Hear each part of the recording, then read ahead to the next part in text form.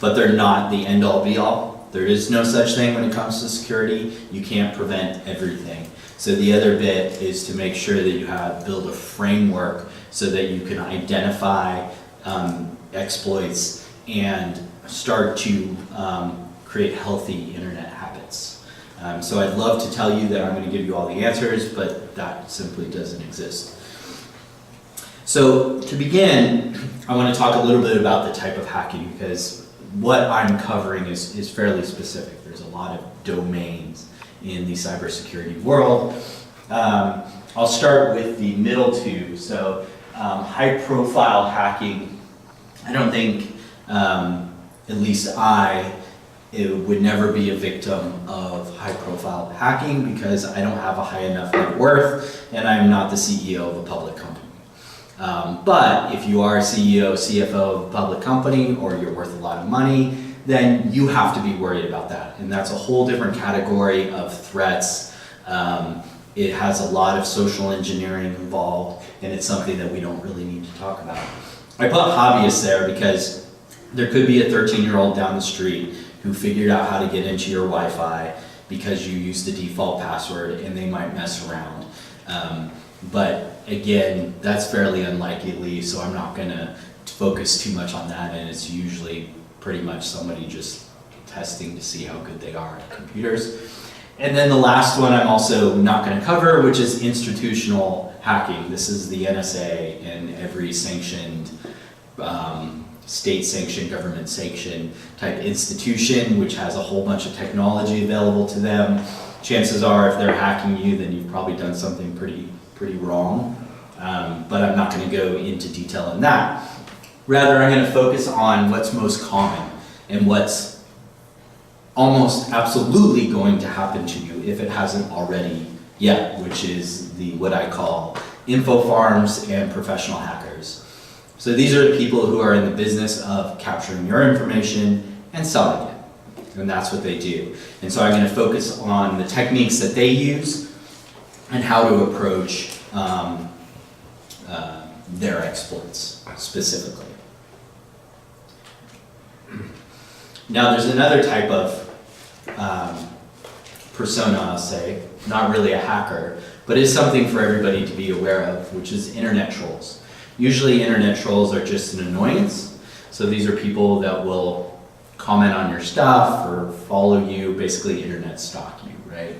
But they can become dangerous, and they become dangerous when people are looking at your Facebook to see if you've left on vacation so they can rob your house.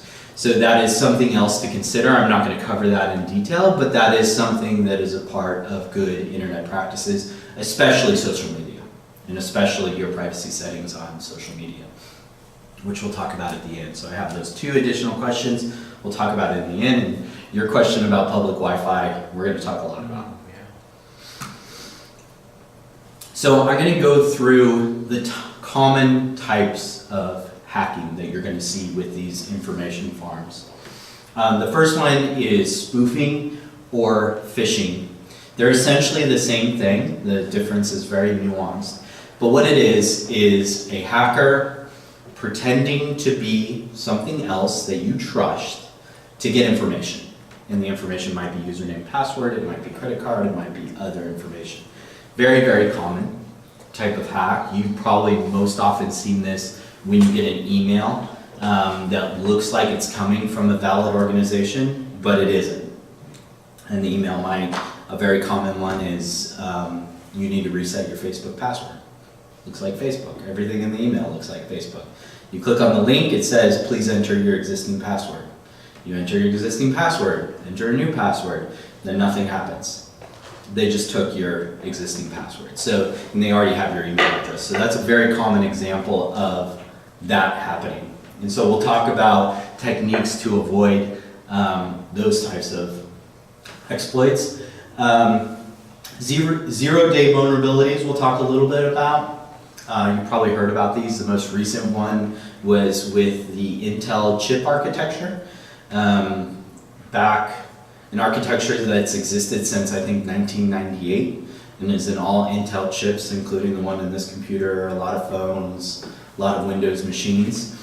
This is something that was built into the chip from day one. It's a bug, it's an exploit, or it's a bug that could allow somebody to exploit it, and we only identified it now. So 0 day means it existed on the 0th day of when this was created. So the reason those are so dangerous is they can exist a lot in time and not be known about, but generally, once they're identified, they're addressed very quickly, as they were in this case. Unfortunately, in this particular case, the initial solution slowed down everybody's PC by about 30%. So it was rather dramatic, and it still hasn't been fully resolved in most cases. But the other thing is virus and spyware. And I'll be honest, viruses and spyware aren't as a big a deal as they used to be. Predominantly because most of the modern day operating systems are built by default with protections in them. So Windows comes with the safeguard already built in. Apple is very good at addressing this and some other issues by default out of the box. And there's great antivirus software out there. So you don't see this as much. In the 90s and early 2000s, you would see this massive proliferation of people doing things like, is anybody familiar with WeatherBug? Ever using WeatherBug? Yeah. So WeatherBug was basically, and what you always have to ask yourself, if this tool is free, then what am I giving them? Because if it's free, you are the product. So in the case of WeatherBug, they were collecting information and by giving you this nice, cute little weather tool. There used to be a lot of them, much more than there is today. The types of viruses that come out today are much more advanced, however, and they can do many more elaborate things. I put direct access on there, and this is because sometimes somebody just has your username and password, and they get on your device, or they log into your accounts. I mean, that is a legitimate form of taking somebody's information. Now, how they got that data is one thing, but and I'll talk about it, one of the misconceptions about hacking is that it's somebody in a room with 5 screens and text and code, and it's never like that. It's never that romantic. It's usually much easier, and some of the biggest hacks that have been out there have been literally sticky notes on somebody's desk and a disgruntled employee taking them and then giving them to somebody else. So a lot of times it's not as special and as advanced as we like to think it is. Social engineering, I'm going to get to man in the middle in a second. Social engineering is the process of getting you to forfeit information without you actually knowing that you're doing it. This could be over phone calls, or it can be over emails, and it usually happens over a long period of time. This is what happens in high level with high profile hacking. You can hire companies, and a lot of big organizations like Chevron and so forth hire companies that do what is called penetration testing. And most of what they do is not on the computer, really. Most of what they do is on the phone, trying to get somebody in the organization to give enough information that they can do the next step. So that's a completely different type of where they're basically hacking your brain instead, where for you to voluntarily give up certain information. And then man in the middle. So I want to describe man in the middle because this is the public Wi-Fi question. And I'll go into more detail.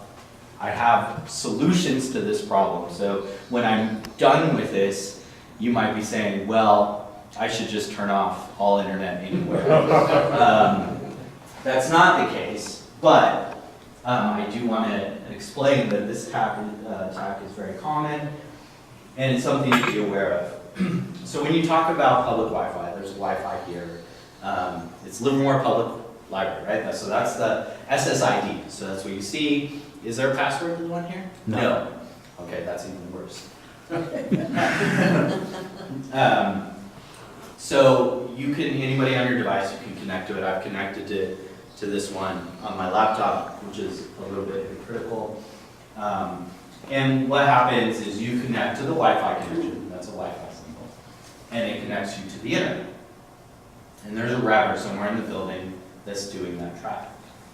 Well, man in the middle, oops, I forgot my man. That's the man in the middle. That's the unhappy person. Same thing happens. You connect to Livermore Public Library Wi-Fi, but it's not the router over there. It's the router I have in the cafe, which is probably just my laptop and you don't know it. And what I'm doing is I set up a Wi-Fi connection called Livermore Public Library. So if you've ever been here before, your phone will auto-connect to that Wi-Fi because you've connected to it before. And if I'm closer to you than the router that does the official connection, you're going to connect to me. And what I do is I then pass your traffic to the official connection, which passes it to the internet and comes back. So to you, it appears you're on the internet. Everything's hunky-dory. But I'm monitoring and recording everything that you do. That's called man in the middle. And what the purpose of that is there's a chance I'm going to get a username and password based on your activity. And I'll record it, and I'll know it, and then I can use that later. And you would have no clue that that person exists. If you've ever been at the airport and you've seen free Wi-Fi, free public Wi-Fi, that's man in the middle. That's not even man in the middle, because if you try to connect to it, you don't get internet connection if you tried it. And that's most likely because somebody set up a fake hotspot to capture information. So public Wi-Fi is a risky thing in general. And when I say public Wi-Fi, I'm not referring to your cellular. And I'm not referring to your Wi-Fi at home, because that came up as well. Your Wi-Fi at home, you created. You or the person who set it up for you created the password. So I can't spoof that. I can't do a man-in-the-middle attack for something I don't know. But public Wi-Fi at places like library and airports especially, hotel, Starbucks, but I would trust Starbucks more because Starbucks is partnered with Google and they have a third layer, and they will actually, they can tell using certain mechanisms if there's something interrupting the traffic, but it doesn't mean it's not possible. The other thing is Starbucks are generally so small that the router will be the strongest signal, so you'll connect to them. In general, I avoid using any public Wi-Fi. If I'm in a situation where I need to, I'll use the hotspot on my phone. Sometimes you have to, and that's okay. There is an answer to this, and I will discuss what that answer is when we talk about habits. So it's not like you can't join it, but when you do, it's even more important that you watch your behavior on the internet. For example, if you're on a public Wi-Fi, never log into your bank account. Maybe never log into anything. Just surf the web, look at the news, checking your email, okay. That, you know, all of that stuff. You just have to be more cautious of what you're actually doing on your machine. Okay? So before we go into the practices, some of the misconceptions that I want to clear up, because it frustrates me when I see commercials and stuff that kind of glamorize hacking. It's not all that neat. Oftentimes it's even not all that sophisticated. Spoofing is not a difficult thing to do. You know, I could go home tonight, make an email look exactly like Target's emails, send it to you, and get a list of emails and send it to you and put in a malicious link in it. That's not hard. So a lot of this stuff is actually not that difficult, but it still works. So people can do this en masse. The other thing is it's not always technology based. So like I was saying before, one of the recent hacks that was kind of a big deal, and one of the reasons why I think that there should be a developer code of ethics is that, like a legal developer code of ethics, is that it was the Ashley Madison hack. So if you heard about it, if you didn't, I'm not going to go into detail because it's not an appropriate website anyways, but this was a website who offshore development, and they had an idea, they went and got developers, but the people who formed the company had no idea about what is good application development, what is bad application development. So they got developers that didn't do basic common stuff, like encrypting data in a database. So they stored passwords, credit card numbers, all unencrypted. Then one day there was a disgruntled employee who went and took the database username and password, bailed, gave it to somebody else. Somebody accessed the database, and this was not technology. I mean, this was nothing difficult for them to do. Stole all the data and then sold it. And so that kind of stuff is just kind of trivial, common sense type things. And the applications you use and the websites you use and how they're developed actually matter. You have no control of who hires what software developers, but you do kind of get a good sense after a time of companies that are ahead of this kind of stuff. Like Google, obviously, is very much on top of security. Other organizations aren't. Hopefully your bank is. Banks are getting better with their applications. They've always been secure in their data centers. So the other thing I wanted to talk about is the deep web and the dark web. And you hear that on commercials now, and it's used as a marketing term. It is a thing that exists. The deep web, which is probably the most appropriate term, is probably 80% used for bad, 20% still used for good, I would say, because it is a way to rally groups of people without disrupting or without making yourself known to media and getting maybe people trying to stop you, and you see other things just like Bitcoin, where Bitcoin initially started out as a bad thing or used for bad. The deep web, the badness of the deep web comes from the users. It's not the platform. What it is basically a version of the internet where nothing is linked together. So everything is a static page by itself. There is no search, there is no linking. So in order to find one of these websites, and by the way, the URLs are cryptic. There is no badguy.com. It's like a 128 character string that you would have to talk to somebody to know about it.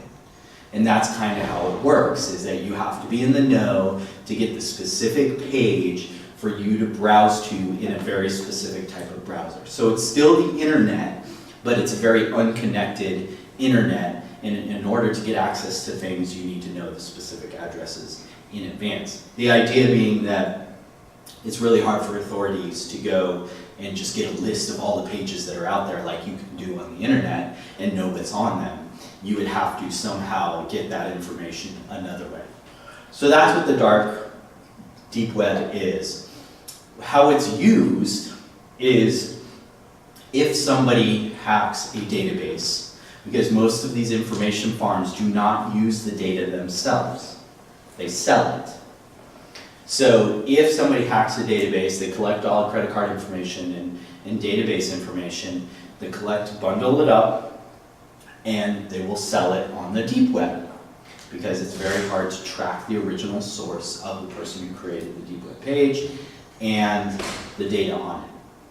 So when you hear about Experian and they try to freak you out with the commercials and stuff, what they do is they literally have people who browse the deep web, find these URLs, and when a new database is published, they search through it, see if your name shows up. If your name shows up, they notify you, and you can pay for that service. So that's what that is when you hear the term dark web, deep web.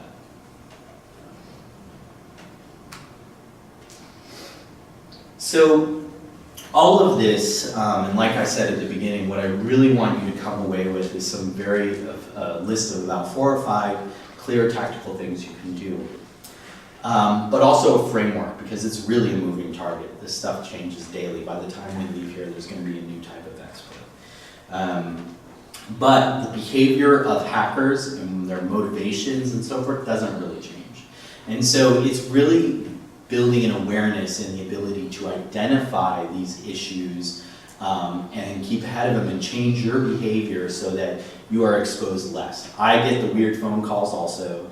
I get the weird emails also from banks and free money and all that. I get all of that also. The trick is that you don't want to ever fall for it. Now, problem is, if you've fallen for it once, somehow you get on a sucker list and you will be targeted over and over again. And I know because this is what's going on with my dad. The stuff that he gets, I don't get as frequent basis. And that's just something to be aware of. Unfortunately, in the earlier class, and hopefully nobody in this class has experienced this, the call from Microsoft, has anybody gotten the call from Microsoft saying you have? Did you let them have access? Okay, good. Did you? No, I didn't Good. have access, Okay, but I knew it was a scam. Sure. good. Yeah, so that's a really bad one. And earlier somebody did fall for it. Well, just mention I've had such a call allegedly from Apple also. Yeah, I'm not surprised. Oh, that one I haven't yet. So they're, Microsoft, those are never legitimate. How those work is they get you to install remote access software, and then they access your computer at night or when you're not on it. Or they don't even need to access their computer. It streams data. It's kind of a different form of man in the middle. So those are bad ones. Okay, so to that point, the best defense is you, and you're also your worst risk. You're the one that can either expose yourself the most or prevent these from happening the most, which is good news. And the three categories of tools I want to point out is prevention, so how do you hopefully stop this from happening, good tech hygiene, and just being vigilant and skeptical. Always skeptical. So prevention. First, I want to talk about the technology you use. This one I came across as a surprise. I was surprised it was a surprise. The first, most easiest thing you can do is if you don't need a laptop or a Windows or a Mac, and you can survive just by having an iPhone, Android device, or a tablet with Android or iOS, then that's the first best thing you can do is just use those devices. The reason for that is the operating systems for Android and iOS are built for commercial use. They're more hardened. There's less risk there versus a Windows machine or a laptop. They're built to do much more. There's many more variables, and there's a magnitude more of potential exploits on a Windows machine or a laptop. So the first easiest thing to do is if you don't need a PC, get rid of it. If you do, then you just need to focus on your habits very, very strictly. Internet connections, that goes to public Wi-Fi. If you don't need to access public Wi-Fi, don't. In the next step, if you do, then we can talk about that. But mostly, if you do access the public Wi-Fi, just be careful what sites you go to. And if you don't need to go to your bank, don't go to your bank website, etc. Chris, sorry to interrupt, but is it safer if the internet is connected by cable instead of Wi-Fi? The public, instead of public Wi-Fi, it's like public Ethernet. Yeah, absolutely. Ethernet. Yeah. It absolutely is safer. Yeah. Okay. Yeah, there's no question, because man in the middle, I'd have to plug in a computer into your computer. Yeah. But it's So still yeah. risky. Well, yeah. The bottom line is risk exists no matter what. And I don't think any of this is to avoid internet use, period, but yes, that is much safer. Antivirus. So if you do have a Windows or a Mac, make sure you have antivirus. The package that I like the most is a package called Sophos, S-O-P-H-O-S. The reason I like Sophos is because they didn't start as a commercial solution. They started as an enterprise solution, and it's been road tested with very large enterprises and professional security teams, and it's still very common. They have a free home version, and then they have a paid version. I recommend getting the paid version. The other ones that I can recommend, McAfee, I don't like their user interface, but it's fine. Norton, there's one called AVG that I like, Trend Micro. I will do my best during the rest of this presentation to point out when stuff is my opinion versus fact. It is my opinion that Kaspersky is a bad antivirus software to use, and I'm backed up by the Department of Homeland Security, which has now banned Kaspersky from being used in federal government. The reason for that is it's a Russian-made antivirus software. So always have antivirus software. The nice part about Windows is it's built in. Mac has a lot of really good preventions as well, but Microsoft has a full-on built antivirus. It's very basic. I would still recommend getting something else, but it is there. It's nice. Windows 10 and above. Make sure you trust your internet sources. So I have a really good story here. So my mother-in-law lives here, and I think she's in her 60s, and probably has the worst computer usage behavior I've ever seen. But her mom, who's 92, and I met for the first time this Thanksgiving in Oregon, and as I always do with family, I like to check up on how they use their computers and stuff. Just had her walk me through her computer usage. She did, and it was perfect. And why it was perfect is she said, okay, Chris, this is what I do. First thing I do, I go and read my news. And then she showed me the website she goes to, and I go, do you go to any other websites for news? And she goes, nope, this is the only one I read. Maybe I'll read this one, but mostly it's only this one. So 2 news websites, she knew exactly what they were. Then I go into my email, okay? So she showed me her email, and she showed me how she reads the title of the email, and how she decides whether she's gonna read it or send it to spam, and it was just fantastic. I mean, that's the type of behavior you're looking for, is being very clear and discreet, even on the websites you visit. And I would say media sites in particular, because media site can be spun up in a weekend and have malicious ads and a whole bunch of, and when I say malicious ads, I'm not meaning ad copy, I'm meaning malicious ads with malicious code. And they can drive traffic to it. So knowing your sources is very, very important, and being very limited in your sources is very, very important. Discreet, like only buy from websites that you trust. So we use Amazon and Target, that's it. Even if I find a better deal on another site, I won't probably do it because I don't trust that site. So having kind of that very concrete behavior is good. Stay up to date. Most updates to your computer are security updates in your phone. You can download them immediately. Do not wait because they are usually in response to something bad that has happened, and they know that it's happened. And so you need to get those updates immediately, especially your web browsers.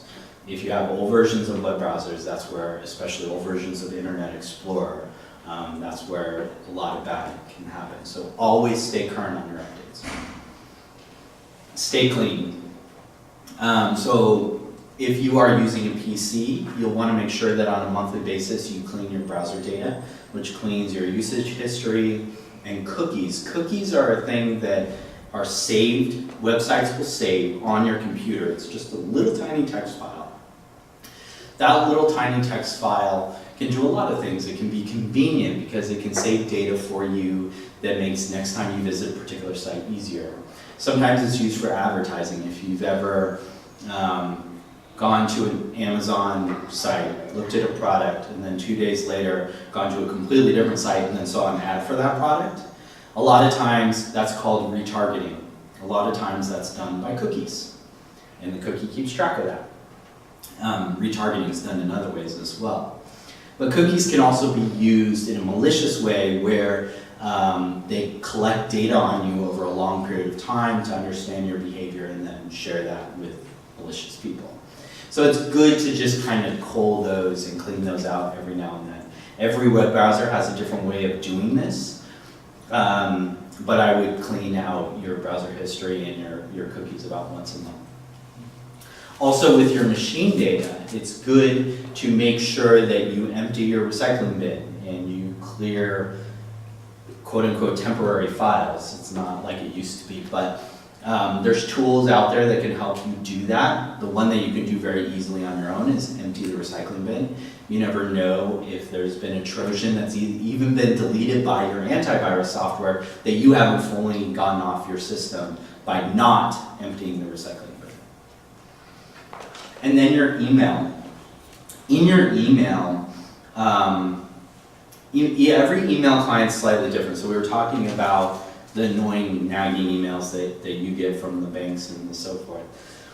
Comcast is not as good at catching spam as Gmail or some other services are, and you can actually switch your mail client, not your email address, if you wanted to do that better. One thing I want to point out about email is that you should unsubscribe selectively. Don't, by default, open up an email that you didn't want and click the unsubscribe button, because that does several things. Sometimes those unsubscribes are used to validate that your email is real. Because you clicked on it, they know there's a human on the other end and they can sell your email address. Second, sometimes it's used to collect information on you. They'll ask you to fill in your name or whatever it is, and in addition to your email address, and they'll collect information. Sometimes you know, like I recently got one from MetLife. I know, I saw it came from MetLife.com, very clear. Clicked on unsubscribe. I'm confident they're following the rules of that.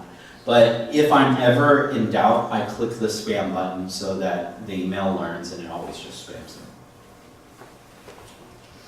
All right, and then let's talk about password creation and storage. So this is the one that kind of frustrates people. And I'll say that the inconvenience of doing proper passwords is much less annoying than actually being hacked and having your information stolen. It is inconvenient, and that's always the trade-off when it comes to security. Every single place you have a login should have a unique password. For one simple reason. You probably will get hacked at some point in time. And once you do, they may get your password. And the first thing they're going to try to do with that password is use it on other sites. That's just how it works. So by having a unique password for every single site, it doesn't matter what they try it on, they will not get on the other site. So it's a very simple reason why. The question becomes, great, how do I manage and create all these passwords? Yes. That also is a challenge because if you don't do it correctly, you've actually exposed yourself even more. As in, if you write down all your passwords on a notepad and leave it on your desk, that's probably not a good thing. Go and take a picture and have all your passwords. I will say that the worst solution is to use notes on your phone because your phone has a passcode. And you can also enable password protection on Notes app itself, which I have. So nobody, if somebody tries to open Notes on my phone, they have to enter a password for that even. So you could do that. The best solution is a password manager tool. You use Keeper, there's KeePass, I use LastPass. These are all ones that have been trusted and well used and so forth. So the only password I actually know is my password to LastPass. And I'm going to show you quickly how that works.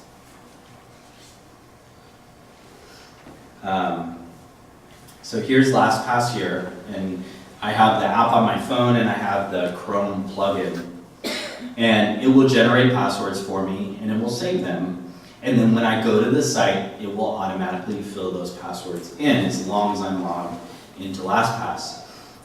Every password should be at least 12 characters, alphanumeric with uppercase and lowercase characters at the minimum. And like I said, I don't know what any of my passwords are.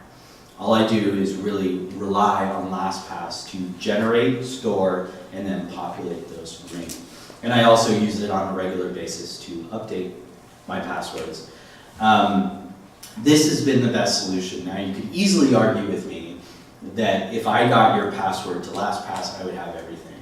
And I would say the chances of you getting my password and physically getting access to LastPass and having everything is much less chance than potentially getting hacked and having your one password that you use everywhere stolen. Because you may think you're being unique when you generate these passwords in your head, but you're not.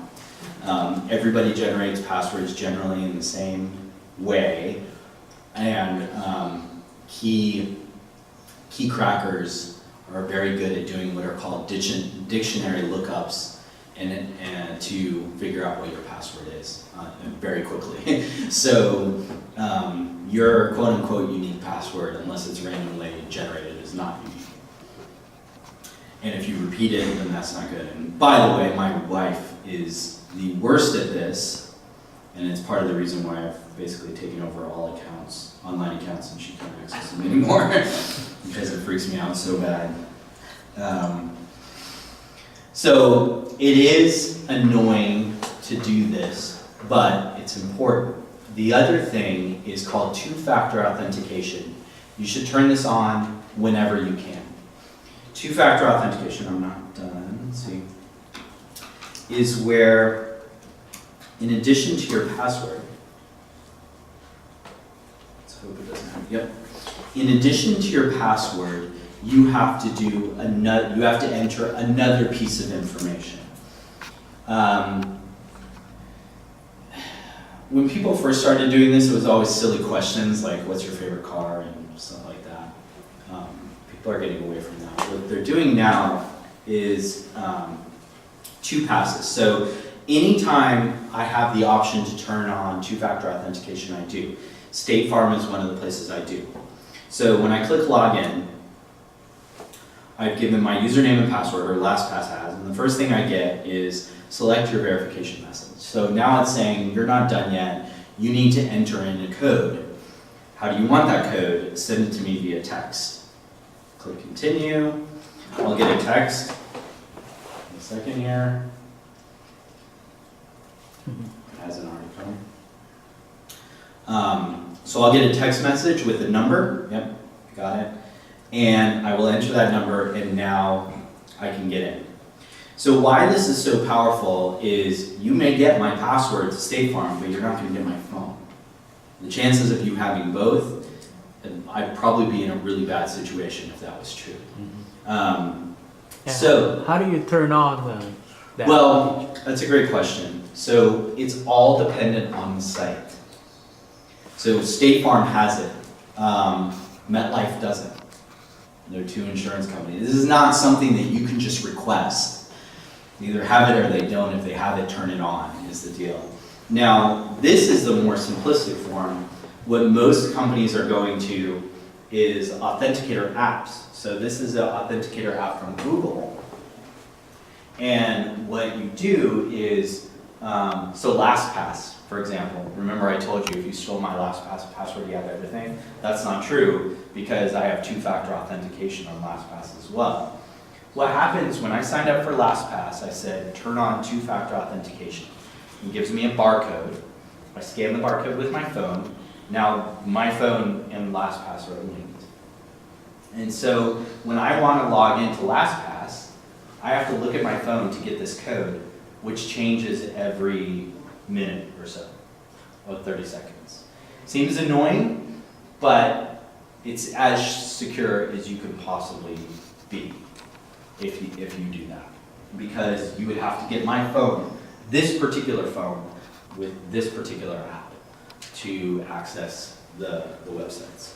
We don't have that on State Farm. Our State Farm doesn't have it. It does. It does. They just don't promote it to you. If you go into your account settings, there'll be a little box that says turn on two-factor authentication.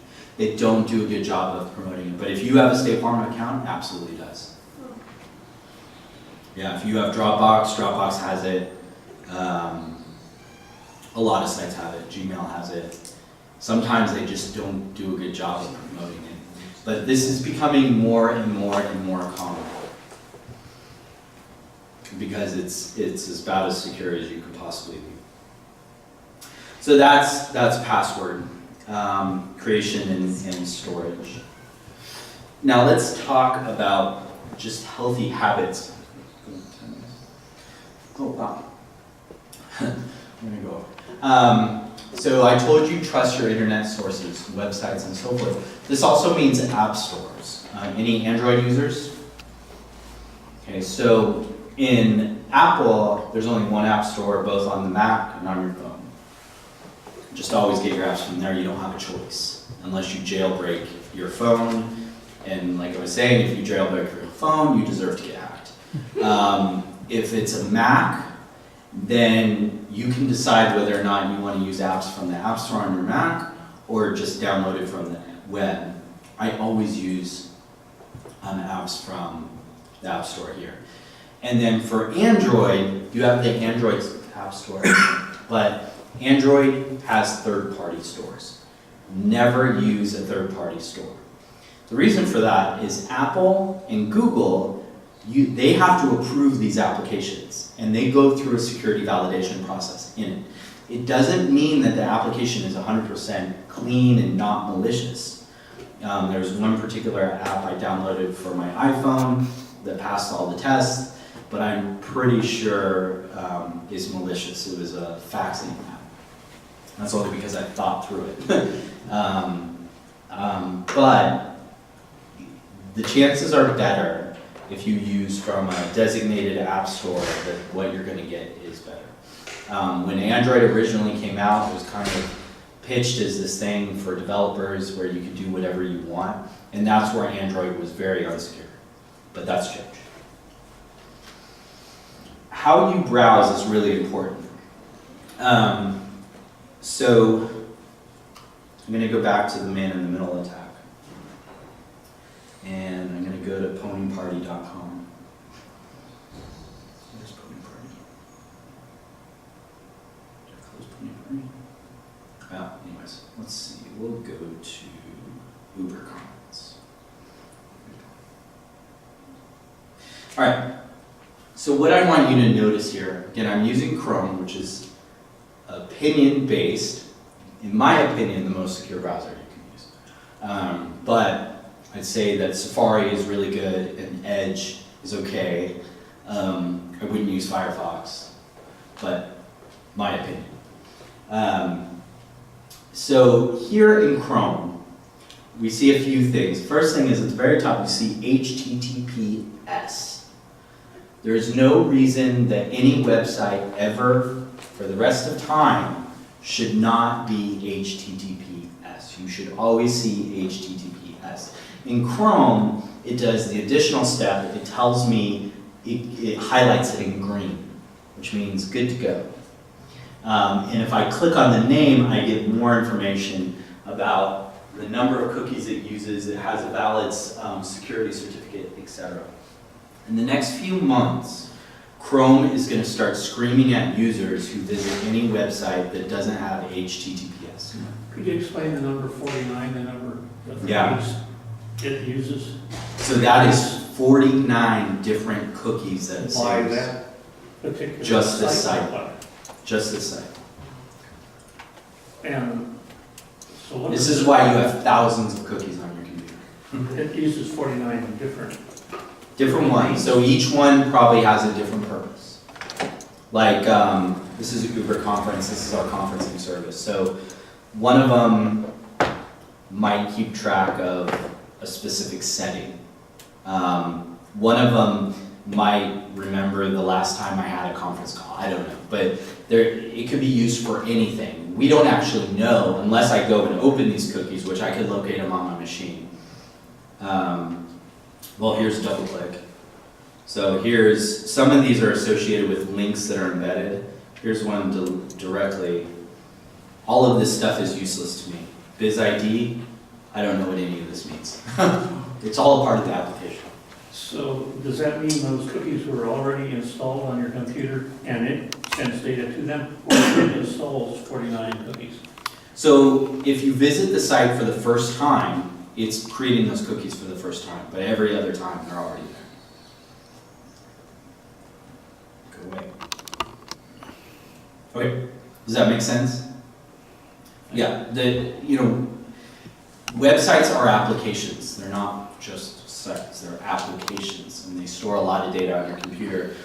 all of this data is data that the application, so _biz user ID is probably my company's user ID. That's all I can imagine. So this is all data that they use in their application to run. Not all cookies are bad.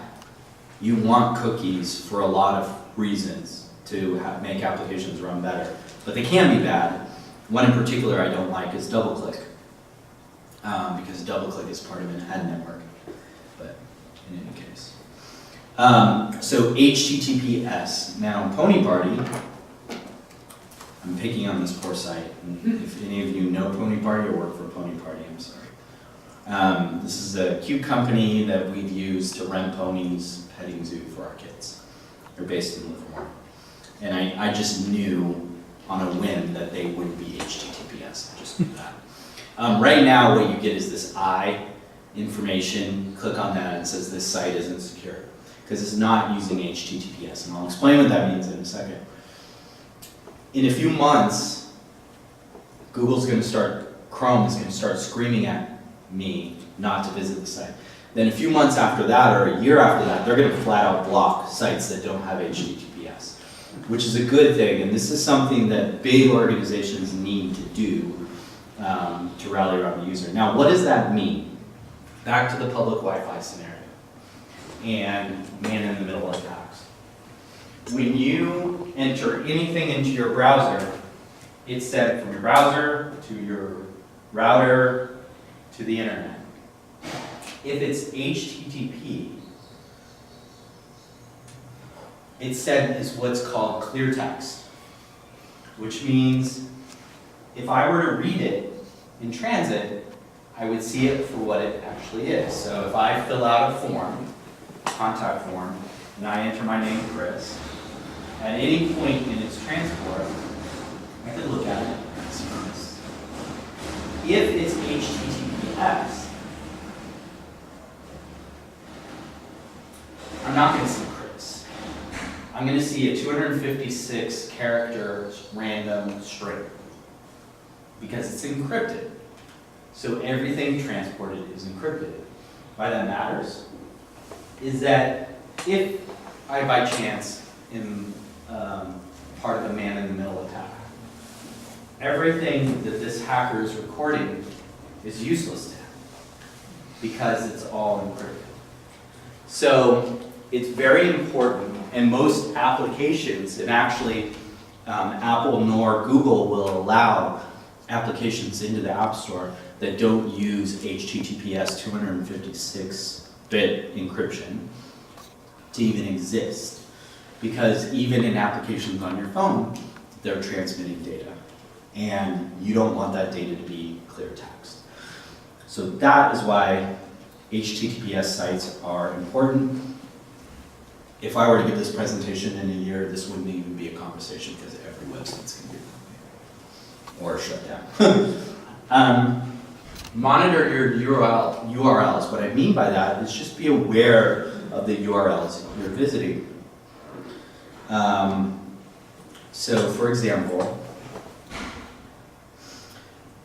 when I just do this out of habit now, when I hover over images here, that's a link. I always look in the bottom left-hand corner to see, is that going to Google? Yes, it is. Obviously, examples would be more, let's see, more elaborate than that. If I hover over this one, I see that it's going to npr.org. What you want to do is check what shows up here against your expectations of where it's going. So you should always pay attention to links and link destinations. Mostly because there are some people who are registered domains that look very similar to ones that you might expect. So something very similar to Target or something very similar to Amazon.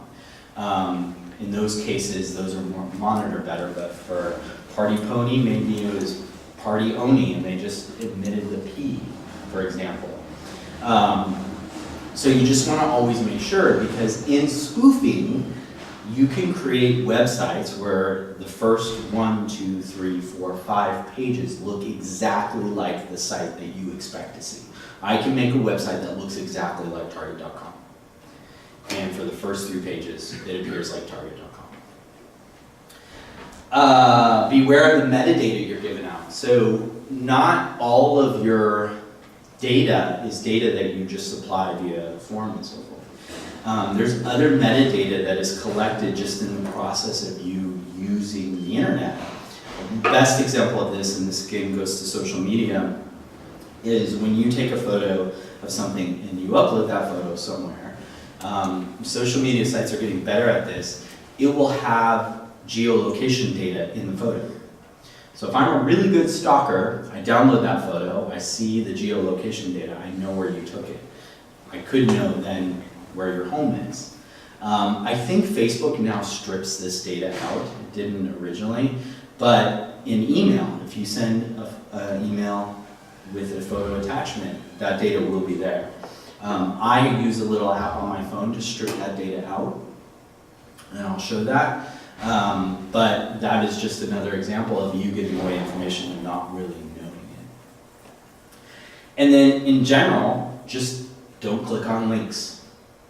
So if I get an email from Facebook that says you need to reset your password, I won't click on the link that says reset password. I will go to facebook.com and I'll try to log in. And if I try to log in and Facebook really needs me to reset the password, it's going to tell me right away. So I almost will never click on the link in the email. I also am very cautious about clicking links on any site. So if I'm reading a blog post, I will hover over the link and probably only click the link if it's internal to that page. So let's say I'm reading a blog post on npr.org, hover over the link, and it says npr.org, or it says Wikipedia, or it says a source I already trust, and then I'll click on the link, otherwise I won't. Because it's the convenience of clicking on links that gets people into situations where they end up in places that they don't necessarily want to be.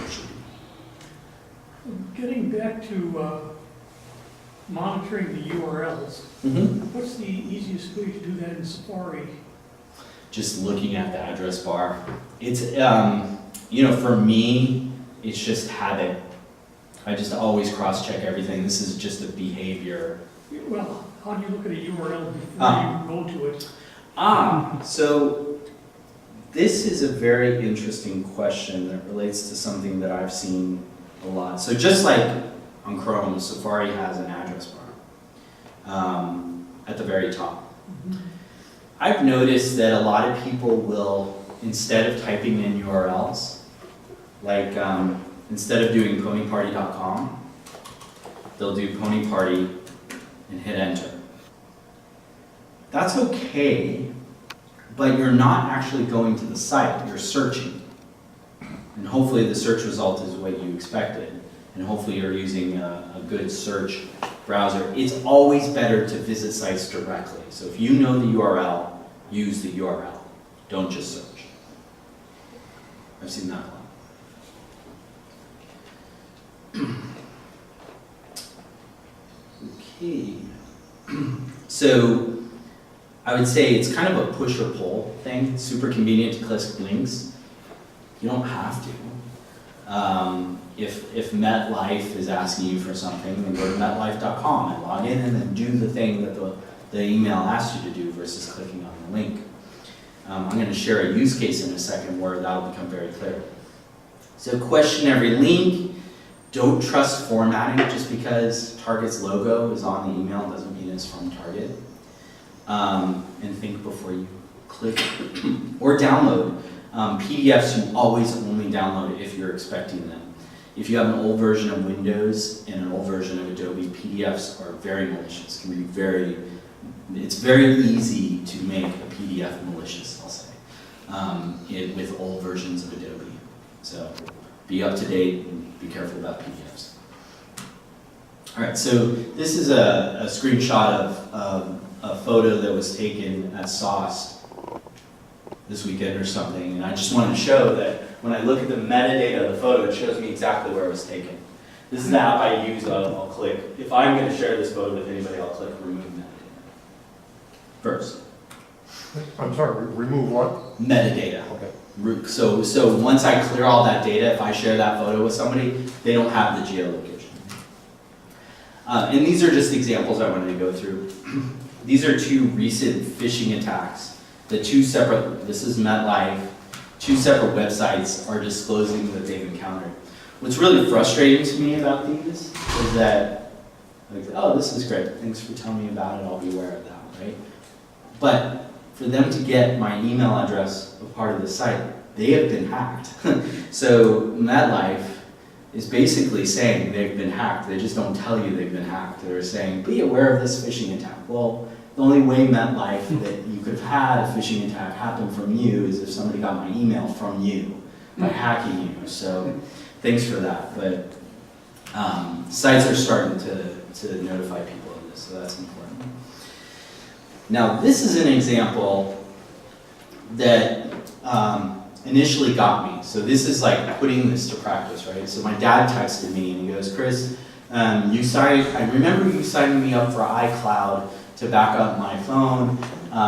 Is this from that or is this something else? So I look at it and I go, kind of looks like it's from Apple. That kind of looks like it came from the Apple Store because they have very similar formatting. But this is weird, I've never heard of that app. It's clearly not iCloud.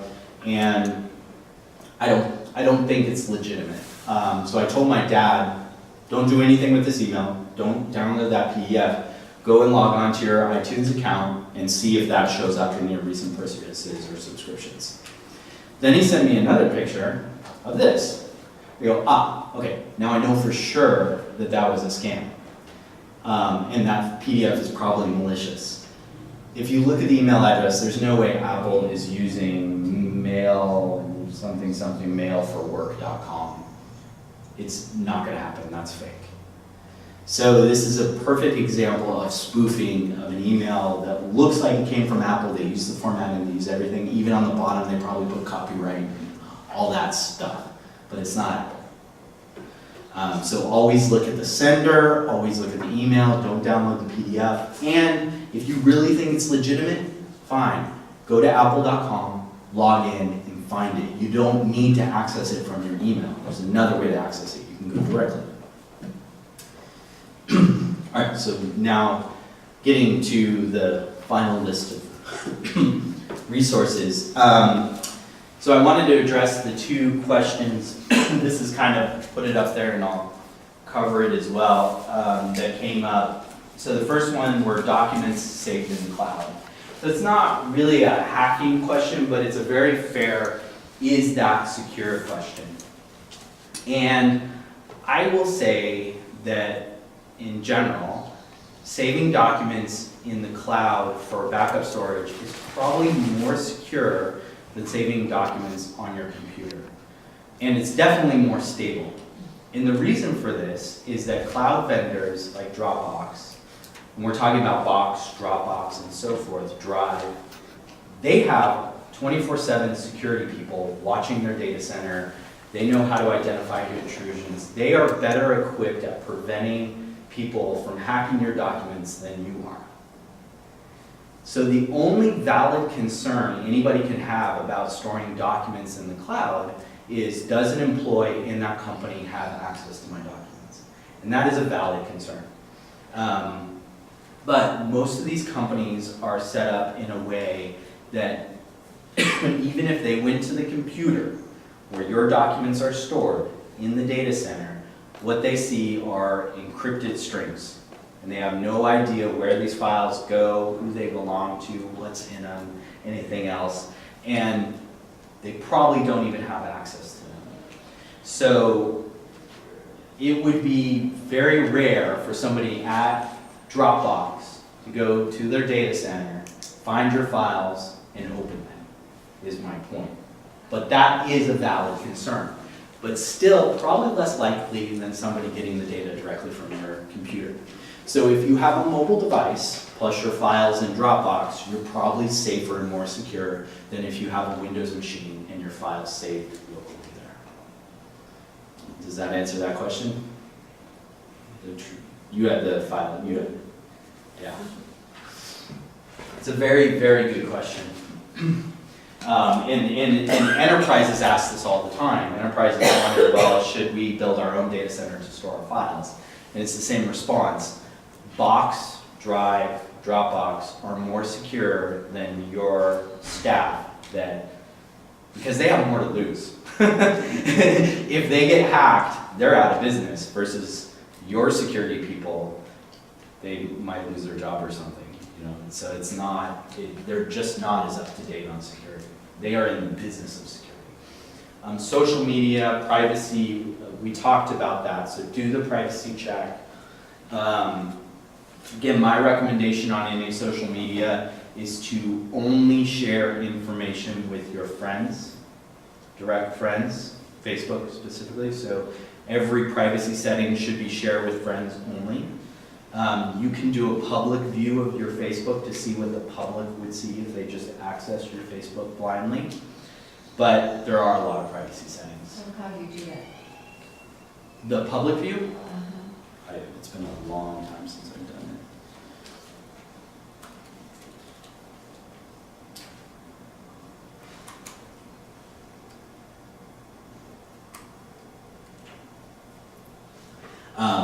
Like I said, it's been a really long time, so I don't, oops.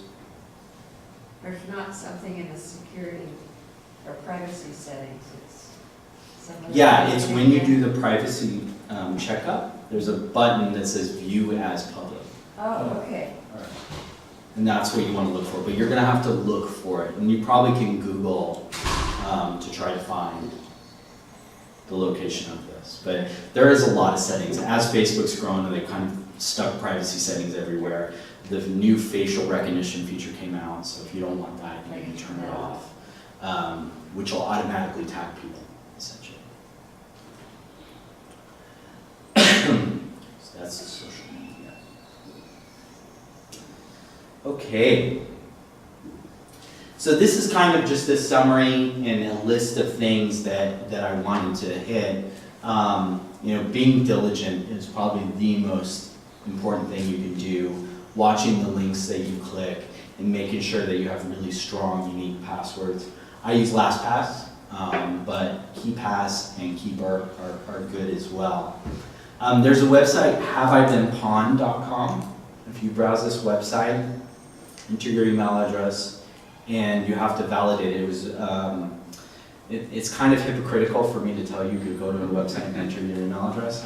The reason I trust it is I've cyber stalked the guy who created it. He's this guy that works for Microsoft, and he's very publicly out there as a security person. So I have faith in him. Plus, all he's doing is cross-referencing stuff. So the worst he could do is sell your email address, which would suck, but he's really just doing lookups on locations that have been hacked and telling you if you've been a part of that hack. So chances are if you go there, you're gonna see something. If you're on LinkedIn, you're gonna see yourself, because LinkedIn was hacked. Yahoo, there's so many big hacks that you're probably gonna show up on this list somewhere. But it's haveibeenpawned.com. Don't freak out if you see yourself, because LinkedIn hack, everything was encrypted. So unless new decryption technology comes out, whatever information they got, they can't do anything with, really. Is that how it's spelled? Yeah, have I been, No, A. oh, thank you. P-A. P-A, have I been pawned? Actually, there is no A. There is no A. Correct. No, no way? No, I don't think there is an A. Oh. Yeah, I think that's how we're saying it. Let's see. Yeah, you're right. Wow, that's awesome. Look at that. That's a perfect example of somebody who got a website who's exactly similar. So no way. Yeah, they like that funky spelling. Yeah, so that's just a trendy term. Sophos is my favorite antivirus. I have the paid version. Privacy.com is kind of cool. allows you to do micro credit cards basically. So you can create a credit card for specific services. So if that credit card is stolen, then it doesn't matter. So it could be Netflix. You can create a credit card just for Netflix. You can create a credit card just for Amazon. And it all rolls up to one MasterCard, but your master credit card is not shared with those sites. So if those sites are hacked, then they're gonna get the fake credit card. Not fake, but the burner card. MetaPhoto is the app I use to remove metadata from photos. And I use Clean My Mac or Clean My PC to do just cleanup of old junk data on my computer. I trust that app, even though it's a third-party vendor that created it, but I have faith in it, and I've kind of watched what it does, and it doesn't seem to be anything fishy. I also really like that it has a great uninstaller for Mac in particular, where it's sometimes really hard to uninstall stuff completely. Great, so any questions? Yeah. What about the presence of ad blockers or the use of ad blockers? Do they compromise your security anyway? Do they help you anyway? Well, so Chrome has built-in ad blocker, and it's really good. Third-party ad blockers, I don't install. I'm actually really careful not to install many plugins. I really don't like conferencing plugins, like RingCentral and Zoom and so forth. I'm sure there's good ones out there, but I never use them. I kind of rely on Chrome, and Chrome does a really good job with ad blocking, but I haven't installed third-party ones. I know historically there's been third-party ad blockers which are actually bad, but you just have to do research, and that gets to the point talking about earlier is like, what is the best source of information? I don't have the best source, I really don't. I think that one of the best ways to decide what you're going to use, not use, is from peers and other people who've had good experience with tools and not necessarily the web, because a lot of times you go to find a website, top 10 tools for protecting XYZ privacy, and it's pay for play. So everything on that site, that blog post has been paid for. CNET is really guilty of this. So, yeah. The other thing that might be good is just looking up particular topics and educating yourself on different types of security. The other day when I was using my cell phone in the house, and we have Wi-Fi, I looked to see what it was attached to. It was Comcast. Both of them had strong signals. It's probably your neighbor. What's the name of your Wi-Fi connection? Ladybug. Yeah, so you probably connected to your neighbors. So the thing that's annoying about phones is they will automatically connect to the strongest signal. Well, they both were listed as very strong. Yeah, so you're probably connecting I to thought your maybe it was neighbors. one of those You know, great on the Comcast iPhone, no, it's probably your neighbor's connection. On the iPhone, now sometimes routers will broadcast temporarily a different SSID, but on my phone, I forget the exact setting, I have this turned on, asked to join networks, so it will always ask me, it will never automatically connect. That's a good thing to do. Yeah. So it was probably a neighbor's connection, which, you know, I actually had a neighbor who was a hobbyist hacker, I'll say, who was trying to connect to other people's Wi-Fi connections. And the reason I knew is because I created a fake one, and he was connecting to that. So, so that happens as well, but it's probably your neighbor. Okay, anything else? Yeah. Google, I guess, is the browser that search engine most used, but they keep a record of everything ever looked for and all that. Now, what about Bing and some of these others? I think they're all doing exactly the same thing, but Chrome and Safari, I don't know what they call it on Safari, but Chrome supports incognito. And if you do this, in theory, nothing is tracked. In theory. I don't believe that that's necessarily what's actually happening. But if you're worried about like protecting, I use it for research all the time because retargeting is a big thing. Retargeting being you visit one site and see an ad for that site on a different site. If I use incognito, then I don't get that. Because sometimes I'm visiting sites where, I know I don't want to start receiving the ads. So that works as well. But yes, Google does a lot of things for free for a reason. Yeah. So yeah, they do kind of create a DNA for you. And that could be okay, but I mean, it just, Yeah. you sort of know. Yeah. And if you go through all the privacy documents they have, you'll find out. Any other questions? Weather bug you talked about? It's gone.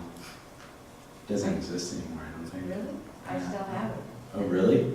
Might be installed. Updated not very long ago. Oh, really? I didn't even think it existed. I'd get rid of it. Okay. All that fun It stuff. usually has better weather data. Well, it's only getting that weather data from weather.com. Or it's not weather data that it's collected directly. So all of that kind of cutesy stuff is usually not very good. Try to stick, by default, try to just stick with what, is provided to you. There's some extensions and stuff that are useful. Like I said, LastPass, which I have, and so forth. But I'd just be cautious. If it's not tremendously useful, then I'd probably just get rid of it. And don't listen to grandsons. Well, I don't know. Sometimes they know. He told me this is the greatest.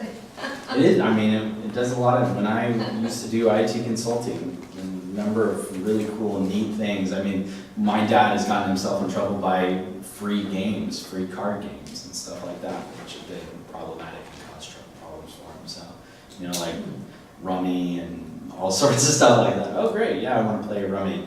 The other thing is pop-ups. So when you do get pop-ups, if you want to close it, it's good to have it to always close with the X in the right-hand corner than any close button because that might not be legitimate.